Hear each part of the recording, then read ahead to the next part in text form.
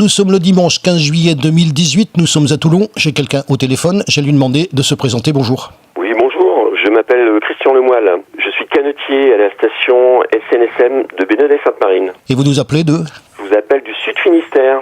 On est ravis de vous avoir. Dimanche dernier, on était à Bandol pour la fête de la Saint-Elme, la station SNSM de Bandol avec le président Jean-Luc Cercio et bien sûr toute l'équipe et la nouvelle vedette. Vous avez vu ça de Bretagne. Quelles ont été vos impressions en voyant d'abord notre reportage ?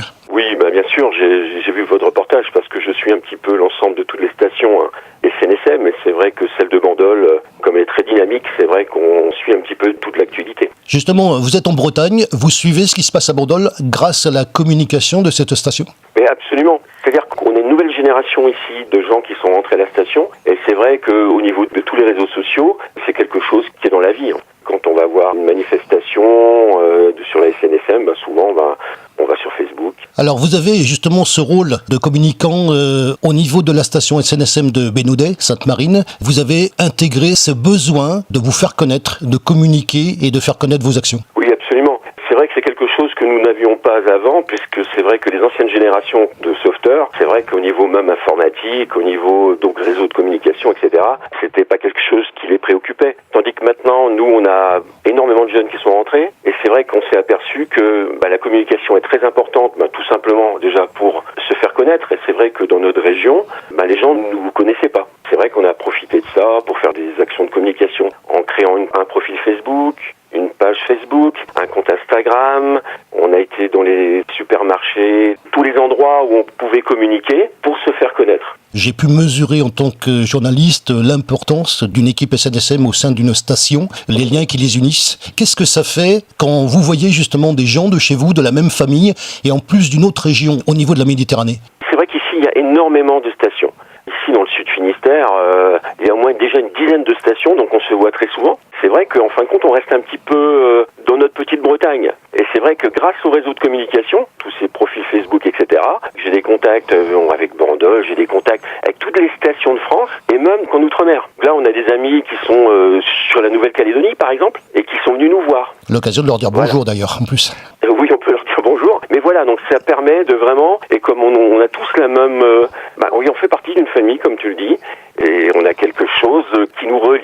Et c'est vrai que sans ces réseaux sociaux, je crois qu'on n'aurait jamais pu se rencontrer. Quand on met l'accent sur l'arrivée de la nouvelle vedette à la station de Bandol, vous voyez ça de Bretagne, comment vous le percevez ? Ça tombait un petit peu en même temps que la nôtre, c'est-à-dire que nous, on a reçu aussi notre nouvelle vedette, et c'est ça qui nous a intéressés aussi au départ, savoir un petit peu...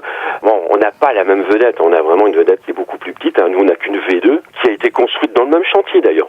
C'est ce qui nous a un petit peu rapprochés, c'est pour ça que à un moment donné, quand j'ai vu le baptême donc de Saint-Elme, tout de suite on a été voir comment ça s'est passé, etc. Ça nous donne des idées aussi, faut pas... Quand il y a des idées qui marchent, bien sûr qu'on les récupère. Donc on a fait la même chose pour Daviken, et voilà, et c'est parti comme ça. Alors vous êtes capable, sans nous, de vous mettre en relation, mais je pense que c'est aussi intéressant de voir que moi, qui fais des reportages à Bandol, soudain, je m'intéresse à vous. Alors je tiens quand même à dire que la Bretagne, je connais à titre personnel, et donc c'est quand même assez intéressant pour moi de prendre contact avec vous. D'abord, c'est un plaisir, je tiens à le dire. Et en plus, je vous en prie, on est dans une famille que je connais. On a parlé de Bandol puisque vous les voyez, vous avez vu notre reportage, vous avez vu les interviews qu'on a fait, puisque là on était en reportage. L'occasion, cette fois-ci, alors là, attention, on n'est plus sur Facebook, on est à la radio. Donc ça veut dire que de votre part, il faut parler. C'est un exercice de communication un petit peu différent et complémentaire d'ailleurs. On va parler de votre station. On va d'abord situer Bénodet, bien que j'ai regardé sur la carte avant, même si je connaissais aussi, j'ai aussi des amis bretons qui sont pas très loin, je vous l'ai dit. Bénodet, dites-nous c'est. Déjà, c'est au bout du monde. C'est au bout du monde. On est dans le Sud Finistère. C'est la Cornouaille. Notre station, c'est une station balnéaire d'abord, qui est assez connue, qui regroupe deux communes, de Bénodet et la commune de Sainte-Marine. Nous avons un rayon d'action, je pense que tout le monde connaît les Glénans. On a toute cette zone, les îles Glénans, la baie de Bénodet, plus la rivière. On a aussi donc une rivière qui remonte jusqu'à Quimper, qui fait à peu près 13 à 14 000. C'est vrai qu'on a toute cette zone qui est attribuée à notre vedette, donc à la station. J'ai regardé au niveau carte. Si vous êtes d'accord avec moi, on prend la ville de Quimper, on trace un axe vers le sud et Bénodet, c'est quand on arrive sur la côte. Voilà. C'est assez simple à vous trouver. On a parlé justement qu'il y avait plusieurs stations SNSM. Quelles sont-elles ? Juste à côté de nous, on a la station station de l'Octudie, celle de Guilvinec. En fin de compte, on a tous les ports de pêche. Trévignon, Concarneau, on a Fouesnant, donc la station de Begmeil aussi. C'est vrai qu'on est entouré de stations dans la même zone. Mais nous n'avons pas tous les mêmes missions. Comprenez bien que dans les ports de pêche, comme le Guilvinec, l'Octudie, c'est des vedettes beaucoup plus importantes, qui vont beaucoup plus loin que nous déjà. Ils vont en outurier, ils vont donc chercher soit des bateaux de pêche en panne, c'est vraiment des actions un peu plus importantes. Nous, c'est surtout du remorquage, des interventions sur les Glénans aussi pour évacuer des gens, quelques opérations de sauvetage, des navires échoués, des choses comme ça. C'est surtout les grosses interventions, ce sont les grosses stations comme Trévignon, Concarneau, le Guilvinec et l'Octudie. Hier, c'était le 14 juillet, et vous aviez une manifestation qui vous réunissait. Oui, absolument. Comme on se connaît tous, quand chaque station va organiser quelque chose, puisqu'on n'est pas loin l'un de l'autre, on essaie de participer. D'abord, au moins donc en envoyant la vedette, déjà, et donc un équipage, et ce qui permet aussi de faire quelques animations sur place. Et c'est vrai que hier, on était donc à Trévignon, la fête de la mer. Ça représente un petit peu ce qu'on fait. Lors de cette fête, on n'a pas pu rester. Juste après la bénédiction, il a fallu qu'on parte parce qu'on est parti en intervention. C'est toujours l'intervention, bien sûr, qui est prioritaire. On les a laissés, donc tous nos collègues, ils comprennent bien que quand le cross nous appelle, on part. On essaye toujours, au niveau des stations, d'avoir justement une bonne entente, une solidarité entre nous. Quel est l'état d'esprit entre vous ? L'état d'esprit, c'est... Nous, on est l'équipe jeune. On a eu un changement de génération.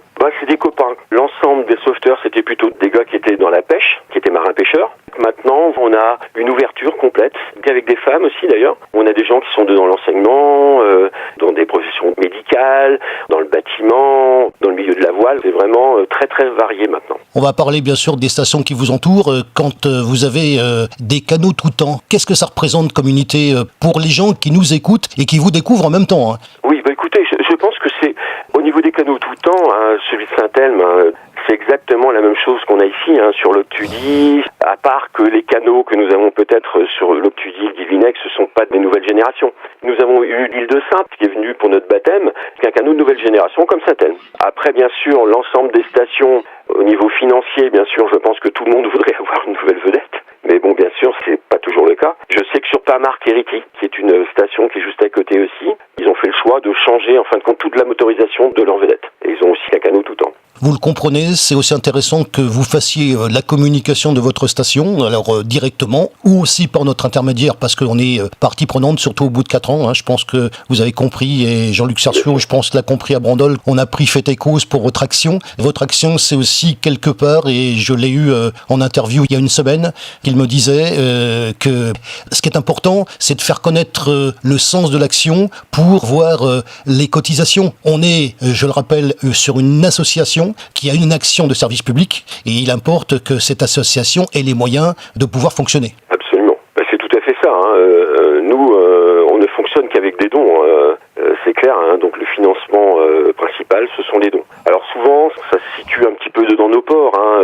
Les plaisanciers, ce sont les pêcheurs, etc. C'est vraiment, nous, on ne fonctionne qu'avec des dons. Et c'est vrai que ces opérations de communication qu'on fait maintenant sur Facebook avec nos pages, etc., c'est vrai que pour l'instant, comme on démarre, il faut que ça prenne. C'est vrai que nous, les dons, c'est ce qui est le plus important. C'est notre financement. C'est notre principal financement, d'ailleurs. Qu'au niveau de nos ports, c'est eux qui nous font vivre. Est-ce qu'il y a d'autres sources de financement que les plaisanciers et les professionnels de la mer à votre niveau ? Nous, c'est le principal.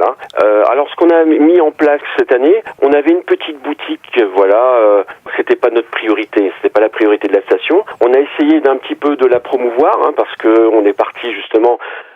L'histoire au départ, c'était pour avoir un peu de communication donc au niveau de notre population, parce que c'est vrai qu'on a 2 villes en fin de compte, qu'on voulait se faire connaître, et on a profité de ça en faisant une petite boutique, en allant dans les hypermarchés, etc. Donc à la rencontre des gens. Mais c'est vrai que c'est pas ça qui nous rapporte énormément d'argent, c'est simplement pour nous faire connaître. Ça nous permet d'avoir un tout petit financement. On fait un calendrier aussi, comme toutes les stations, qu'on va distribuer dans tous les commerces, etc. Donc ça nous permet aussi d'avoir un petit financement. Mais c'est vrai que la majorité du financement, ce sont des dons. Les plaisanciers, les pêcheurs, etc. qui financent la station. Autre question, puisque ça se passe ici, est-ce qu'il y a des manifestations, alors des manifestations nautiques ou des salons dans lesquels vous pouvez justement vous montrer et faire connaître le sens de votre action ? Oui, c'est des petites manifestations, c'est-à-dire que dès qu'il y a des manifestations un petit peu autour de nous, comme des puces de mer, etc., donc des manifestations organisées par des associations de pêcheurs, de plaisanciers, etc., dans les différents ports, c'est vrai que souvent on nous invite. Vous vous allez pouvoir mettre un petit stand, qu'on fait visiter la vedette. C'est des petites manifestations qu'on fait comme ça, qu'on a une fête de la mer, donc avec l'association des plaisanciers. Alors, on essaye aussi d'organiser des petites manifestations. Mais c'est vrai que pour l'instant, on démarre donc à ce niveau-là. Mais je pense que ça va progresser. Et puis, comme on a une ville quand même qui est importante, on a énormément de personnes l'été. On va peut-être organiser des choses aussi sur les marchés. Enfin, ce sont des idées pour l'instant. Alors, c'était la surprise qu'on voulait vous faire. Vous donner la parole, vous appeler suite au reportage qu'on a fait dimanche dernier à Bandol, que vous avez vu à l'aide des réseaux sociaux, qu'on peut bien sûr trouver directement sur le site internet de la chaîne. Quand vous êtes appelé par quelqu'un du sud de la France, quelle est votre réaction ? Bah écoutez, d'abord, c'est une surprise. C'est vrai qu'entre le sud et puis un peu l'ouest, la Bretagne, comme il fait tellement mauvais chez nous... Donc c'est vrai que c'était un peu surprenant. Mais en fin de compte, oui, c'est une agréable surprise. C'est très très gentil d'abord, en sachant qu'on fait partie de la même famille. Et ce qui est très bien, en fin de compte, c'est que ça tisse des liens. Et c'est vrai que des liens entre Bandol, entre la SNSM BNED Sainte-Marine, ça va nous permettre aussi de parler aux autres stations. Écoute, ça nous fait énormément plaisir. J'espère que quand vous viendrez en Bretagne, écoutez, vous n'hésiterez pas à passer à BNED et on vous recevra d'une manière que vous n'oublierez pas.